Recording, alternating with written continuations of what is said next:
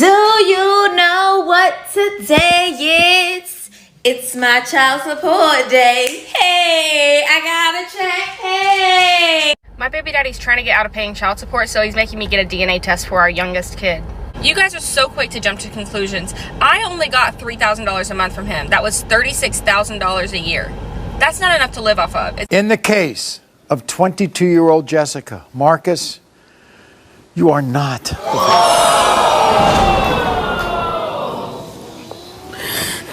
And in the case of 23-year-old Cassie Marcus, you are not. I ain't gonna run off. Oh my God. Oh my God. It's an evil world we live in. DNA testing at birth. Mandatory. Mandatory DNA testing at birth. I don't agree with that. She belongs to the streets. Check that baby. Like what? Check that baby. I don't care what nobody say. Check that baby. You never know. You never know. But so today is Friday and I got my child support check and I don't know what to spend it on. I'm gonna go leave my kids at their grandmother's house and I'm probably gonna go out drinking with my husband, go out and gamble a little bit. Maybe go shopping. The kids don't need anything because I provide everything for them. So I might just go ahead and splurge on myself with my little child support check. What do you girls do when you get child support? Here in my hand is my child support check that I have been waiting on for 6 months. I just want you to know that I know Nevaeh's not mine. These results were prepared by DNA Diagnostics and they read as follows. You are shaking. I know. I feel your nervousness from here. Are you okay? Yes, Your Honor, I'm perfect. Okay. I just want to get it out there. I want to know the truth. That she deserves it. She deserves everything. In the case of Benning versus Bodine, when it comes to 23-month-old Robin Benning, it has been determined by this court. Mr. Benning, you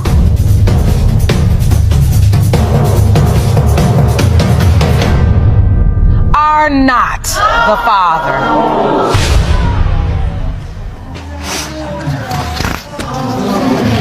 I'm very sorry.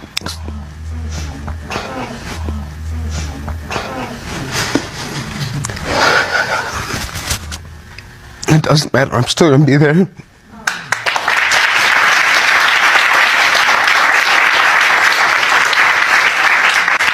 Mr. Benning, what are your hopes? I hope Jermaine's mine. I really do. It'd be good to know at least one of my kids is mine. Yeah. I'm looking forward to spending all the time I can with him. All right. Well, let's get these results. In the case of Benning versus Bodine, when it comes to 6-month-old Jermaine Benning Jr., it has been determined by this court. Mr. Benning, you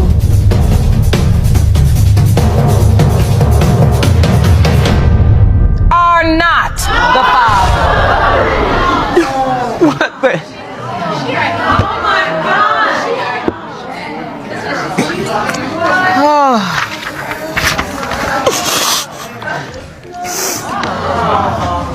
Oh, I'm so sorry, Mr. Benning.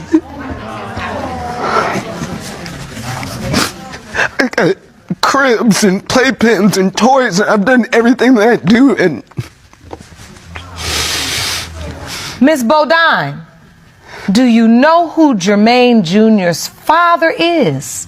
No, Your Honor. I didn't know that was going to come out like that. What? When they did a data collection of all of the paternity test centers in America, they found that 32% of fathers who got a paternity test were indeed not the father of their children. Now, you got to take this with a grain of salt because these were the men who already had suspicions, but y'all not hearing me. This problem is so bad in Jamaica, it's about 70%. When the men's rights activists in Jamaica wanted to make it so that paternity tests were mandatory at birth, they said that they wouldn't allow it because it would cause too much femicide, meaning too many men would find out that their children are not actually their children and they would end up harming the women. They thought it was so bad that they shouldn't even make it a thing. In France, this problem is so bad that you're not even allowed to get a paternity test unless it's ordered by a judge. They said, and I quote, that it would destroy and destabilize communities if they had mandatory paternity tests at birth. We literally have access to the alien technology that allows us to make sure that every father is actually providing for children that is biologically theirs, and our states and governments are going, nah. Because that would mean women would have to be accountable for the decisions that they make. And if you have this conversation with some women, they will really act offended. All I'm going to say is I've never seen somebody wearing real diamonds afraid of a diamond test. Buckle up, guys. Today we are diving into a world where DNA results can completely flip lives upside down. From the very first second, the tension is palpable as Jessica and Cassie's shocking revelations hit the court. Marcus, you are not, instantly grabs your attention. The emotional stakes are clear. Money, trust, and parental responsibility collide. In just 40 seconds, we're drawn into a high-stakes drama that questions who we can trust. This intro sets the perfect stage, giving a glimpse into betrayal, uncertainty, and the life-altering impact of a simple test. It's raw, immediate, and impossible to look away from, perfectly hooking the audience for what's next. DNA test has done more harm than good to the society. At this point, make them ban DNA test. In fact, everybody should stop conducting DNA tests. All right, guys, the narrative flips from casual life to life-altering news in a heartbeat. The protagonist's playful discussion about spending her child support check suddenly collides with the harsh reality of DNA court results. Mr. Benning's shock and disbelief. Being told he isn't the father adds layers of suspense and heartbreak. The contrast between her carefree attitude and the shattering revelations creates dramatic irony. Viewers feel the tension rise as every word from the judge carries emotional weight. This segment captures the unpredictability of family drama, showing that financial and emotional stakes can converge in unexpected, devastating ways. The suspense is palpable, keeping eyes glued to the screen. So, unpopular opinion, a DNA test should be mandatory for any male that wants to be placed on a child's birth certificate. I know like a lot of people aren't going to like that, but if it was just something that was mandatory, it should just be no argument, no nothing. If it's his child, it's his child. And if it's not, there's just so much more that goes into just like knowing who you are and your identity based off of both of your parents. Like, I was just thinking about it because there was a video that went viral about a man that went to jail for not paying child support for a child that wasn't even his. And I'm like, are you kidding me right now? Come spend a day with me living on my child support. So I wake up and I instantly pray to the gods. I manifest that my baby daddy gets a better job so I can have more child support. I've just come out of a marriage and my life is really just all over the place. And it's a lot. I mean, it's a lot for me. So it'd be a lot for a potential partner to have to deal with me. And I mean, like, I literally think that last week I've had some sort of mental breakdown, but I'm fine again now. Camp County man claims a major triumph in his 3-year quest to protect men from paying child support for children they didn't father. Last year, he helped change Georgia law, and today his work was put to the test with his own future on the line. Fox 5's Lisa Crane has the story. The first case is Tony Odom versus Cornell Smith. But it was a case that didn't make it into open court. After years of fighting, a judge today ruled Cornell Smith was not responsible to pay child support to a child he did not father. Almost 3 years ago, a DNA test proved that the then 11-year-old girl he had thought was his own was not his child. But in Georgia, that didn't mean the end of his own obligation to financially support that child. Smith turned his case into a crusade and helped shape paternity fraud legislation that passed last year. Today, his case was the first to test the new law, and in chambers, the judge terminated his parental rights and obligations. I feel this is a major victory for defrauded victims everywhere. There were a lot of people watching this case, like Reverend Randall Robinson. Through DNA testing, he discovered that some of the children he had always thought were his own weren't. In a previous marriage, and 2 out of the 3 children are not mine. At that time, I still was ordered by the court to pay child support. And this is the first real test of this new legislation, but it appears right now that even after a man proves he is not the biological father, he must still come to court to end his child support obligation.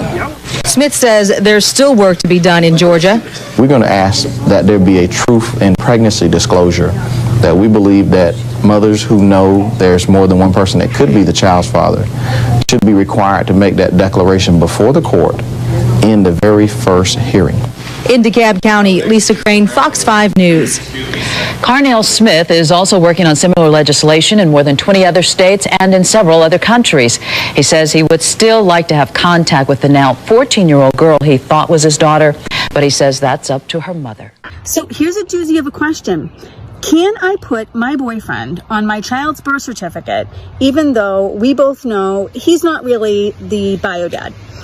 So, yeah, you can do it. No one is going to stop you, but you need to know that it is paternity fraud, and you're not being really fair to everyone involved, including your child.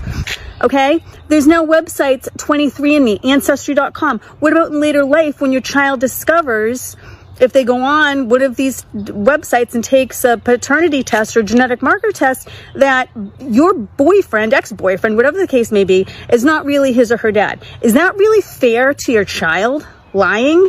No. Buckle up, guys, because the emotional roller coaster intensifies here. A second DNA test confirms Mr. Benning isn't the father of yet another child, magnifying his heartbreak and confusion. Applause and sympathy from the courtroom underline the gravity of deception and misplaced trust. The mother's ignorance and surprise amplify the tension, highlighting the unpredictable nature of human relationships. This segment is suspenseful, not because of violence, but through emotional stakes, courtroom confrontation, and raw reactions. Every second exposes a human cost of dishonesty and the vulnerability of men caught in paternity disputes, making it a critical turning point in the story. Don't swipe now. Come back here. Hey, ladies, did you know that paternity fraud is now a crime? Yeah, let's talk about House Bill 2689, because they locking y'all up. I'm going to make my money one way or another. Even if that means locking you up, I'll make my money off of you being locked up. Oh, yeah. And this hookup culture? Oh, yeah, that's a wrap, because they're making it so you can no longer get child support off of one-night stands. If that man wasn't in your life, let me tell you. Not only are they making it mandatory for the man to get a DNA test before he signs a birth certificate, but now they're like, look, you're not going to be able to get any money off of this man if he was not actively, long-term, a part of your everyday life. All right, guys. Now the story widens its lens, exploring global implications of DNA testing and paternity fraud. From Jamaica to France, the statistics and cultural restrictions reveal a systemic problem that transcends one family. The discussion of mandatory DNA testing, its societal consequences, and legal limitations turns the video from personal drama into thought-provoking commentary. Viewers are invited to question fairness, accountability, and the ethics of parenting. The segment balances information and suspense, showing that these decisions impact entire communities, not just individuals. It's a mix of legal intrigue, societal critique, and moral tension, making this part intellectually and emotionally gripping. Ms. Laura? Yes, ma'am. You brought this case before the court. What's going on? I'm trying to get my baby back. Okay. I have 2 babies. Okay. And I just had another baby with my boy. He's not my boyfriend anymore, but he hit my first baby, so Houston got to take him, and I want him back because I'm not with that boyfriend anymore. So Houston took the baby, or you lost the baby? Either way, Houston has the baby, and I want it back. No, it's not either way. It's you lost the baby. So did somebody intervene and take the baby away from you? And Yes, give the baby? ma'am. They took the baby and gave him to Houston. Okay. And I want him back. Okay. And you have a new baby with your ex-boyfriend? Not ex-boyfriend, ex-boyfriend. So you guys are no longer together? Correct, ma'am. How old is this new baby? How old's the new baby? Yes. Like 8 months. And you're done with him after 8 months? Yes, ma'am. Okay. I was done with him like 10 months ago. The baby's 8 months. Oh, okay. So before the baby was born? Yes, ma'am. Did he come to the birth of the child? No, I didn't want him around. Oh, okay. All right. So you now want to get custody back from? Yes, ma'am. Okay. From Houston. Who does the baby live with? Me. The baby? No, my baby lives with me. No, not your child. How many children do you all have between you? Just one. Just one. And the child lives with him? Yes, ma'am. And you want the baby back? Yes, ma'am. How long has the baby lived with you? The baby has been living the whole time. Oh, okay. And how old is this child? 5. 5. Oh. And you expect to get child support? Yes, ma'am. And the child has been living with him for almost, it's a boy or girl? Boy. His whole life? Yes, ma'am. Well, when I get my baby back, I want child support, yeah. He makes way more money than I do. I want my baby back and I want child support. I'm sorry, you have to excuse me because nothing you're saying is making sense right now. You came to court to ask me to give a child back to you that was taken from you, that's 5 years old, that's pretty much lived with this man the entire time that he has been taken care of. They took my baby away because my ex-boyfriend is an abuser and I'm not with him anymore, so I want my baby back. Right, but the child hasn't been living with you. The child has been living with him. Yeah, because of my ex, and I'm not with my ex anymore. Yeah, so no, it doesn't work like that. It doesn't work like that. He would literally have to have given you the child back. And then you come in here, after you've been having the child for some time, then you come in here and say, Judge, I want this to be changed. I've been having the child this entire time. I want him to pay child support. That would be a little bit more reasonable. But what you're asking for today is very unreasonable. Okay, well, give me my baby back, and then I'll come back in a while and ask for child support. Well, I can't give you your baby back because I never took your baby. Okay? Actually, nobody really took your baby. You lost your baby for your own negligence with your ex-boyfriend. That has nothing to do with me. Okay? Now, fill me in over here. The baby was placed with you after the boyfriend hit the baby? Yep. And he's been living with you ever since then? Yep. You've been taking care of him? Mm-hmm. You pay for everything for the child? Everything. What does she do? I visit. She visits unsupervised. Okay, congratulations. Financially, what does she do? Financially? Yeah. Nothing. Oh, that's what I figured. Okay, I see what's going on here. Yeah, and I'm not about to play this game with you. You're the one that's going to pay him child support today. What? Yeah, you are. He makes like 3 times as much money as I do. I have to give him my money? It's for the child, so yes, you do. You do. But the good thing is, it's based on your income. You'll get credit for the other child that your 8-month-old, you'll get credit for that child. But yes, you are going to pay him child support. That's just the right thing to do. It's one child between the two of you, okay? And health insurance, I'm assuming you pay it. Yes. How much is it? $66 a month. $66. I get it through my employer, so. Huh? I get it through my employer. Okay, gotcha. And how much do you make a year? $38,000. $38,000. So I have your gross coming out to $3,200. That brings your net to $2,648.01. Giving you credit for the other child that you have. Your child support obligation comes out to $423.69 plus the $66 you're going to reimburse him for health insurance every month. So 66 added to $463.69 is $489.69.